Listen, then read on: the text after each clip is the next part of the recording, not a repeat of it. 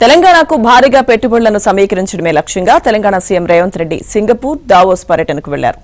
6 రోజుల విదేశీ పర్యటనలో భాగంగా గురువారం రాత్రి ఢిల్లీ నుంచి సింగపూర్ వెళ్లారు. అక్కడ 3 రోజుల పర్యటన అనంతరం దావోస్ వెళ్తారు. ఐటీ పరిశ్రమల శాఖ మంత్రి శ్రీధర్ బాబు, పరిశ్రమల శాఖ ఉన్నతాధికారులు ఈ పర్యటనలో సీఎం రేవంత్ వెంట ఉంటారు.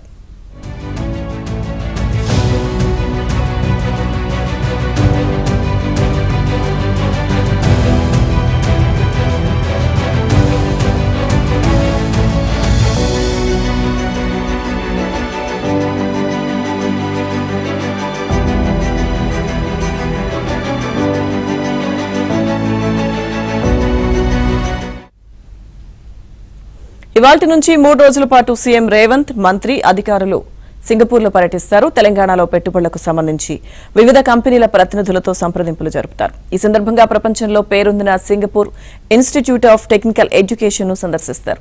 నైపుణ్య అభివృద్ధికి ఆ యూనివర్సిటీ ఎంచుకున్న కోర్సులు, అనుసరిస్తున్న విధానాలను అధ్యయనం చేస్తారు.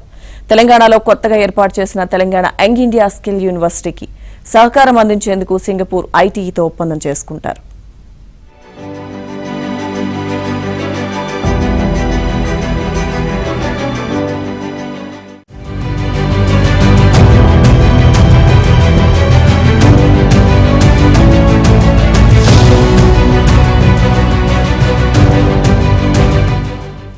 సింగపూర్లో రివర్ ఫ్రంట్ ను ముఖ్యమంత్రి బృందం సందర్శించనుంది. మూసీ పునరుజ్జీవన ప్రాజెక్టును ప్రపంచ స్థాయిలో చేపట్టేందుకు తెలంగాణ ప్రభుత్వం అత్యంత ప్రాధాన్యతనిస్తూ ఉండడంతో అక్కడి రివర్ ఫ్రంట్ ఏరియాను అభివృద్ధి చేసిన తీరును పరిశీలిస్తారు. సింగపూర్ పర్యటన అనంతరం ముఖ్యమంత్రి బృంద సభ్యులు ఈ నెల 20న ఉదయం దావోస్ చేరుకుంటారు. 20 నుంచి 22 వరకు వరల్డ్ ఎకనామిక్ ఫోరం వార్షిక సదస్సు 2025లో పాల్గొంటారు. పెట్టుబడుల గమ్యస్థానంగా తెలంగాణను ప్రపంచానికి పరిచయం చేసేందుకు దావోస్ పర్యటనను తెలంగాణ ప్రభుత్వం అత్యంత ప్రతిష్టాత్మకంగా భావిస్తోంది. గతేడాది దావోస్ పర్యటన సందర్భంగా రాష్ట్రానికి 40,000 కోట్ల పెట్టుబడులను ప్రభుత్వం సమీకరించింది.